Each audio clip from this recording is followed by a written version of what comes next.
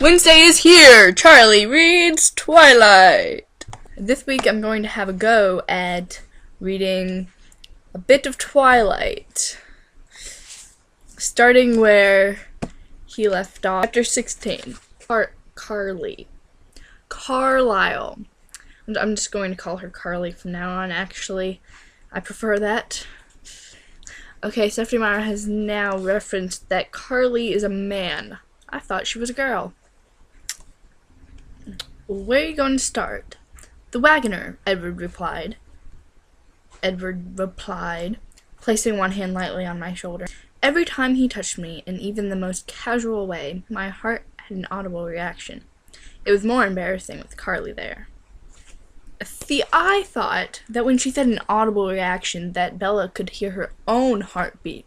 But no, apparently everyone in the room can hear her heartbeat.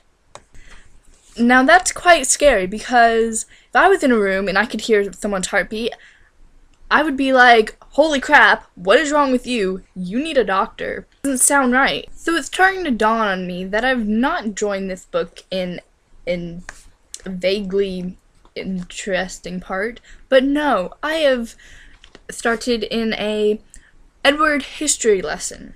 London in the 1650s, Edward said. The London of my youth, Carly added, from a few feet behind us.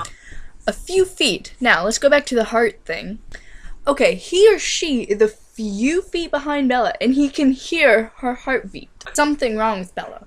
Okay, this isn't an Edward Cullen history lesson. This is a Carly history lesson.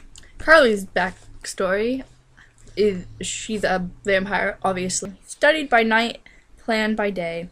He swam to France, and he swam to France? I don't see why she's so impressed that he can swim to France. If David Williams can swim the channel, I'm sure a vampire could do it quite easily. People swim the channel all the time, Bella, he reminded me patiently. Apparently me and Edward Cullen are on the same page there, then.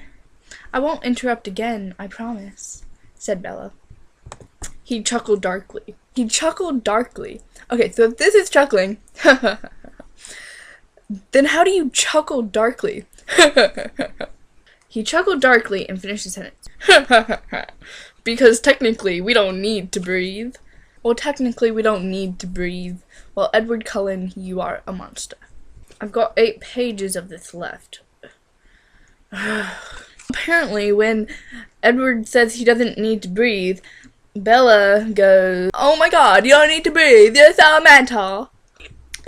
Edward says, "I know at some point, something I tell you or something you see is going to be too much, and then you run away from me screaming as you go." Now, he knows this is gonna happen. She knows this is gonna happen. And yet, Bella still says that she isn't running anywhere. I mean, I guess that's true love in a world of fiction, but to me, that's just stupid. Okay, we've got a bit of Edward Cullen history here. I'm getting a bit excited.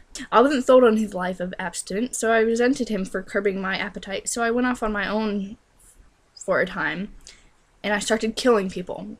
It doesn't say that in there, but it's applied. Really? Said Bella. I was intrigued rather than frightened, as I perhaps should have been. Yes, perhaps. That doesn't repulse you? No. Well, why not? I guess it sounds reasonable. Okay, they're both mental. Okay, maybe not Edward. I mean, he's a vampire, so I guess he can't really help it. But Bella is insane. I've come to the realization that these two do deserve each other. Edward's a vampire and she's crazy, so it makes sense.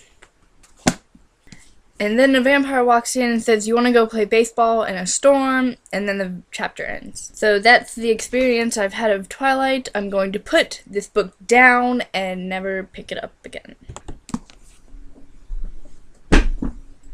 The end. That is the end. That is the end.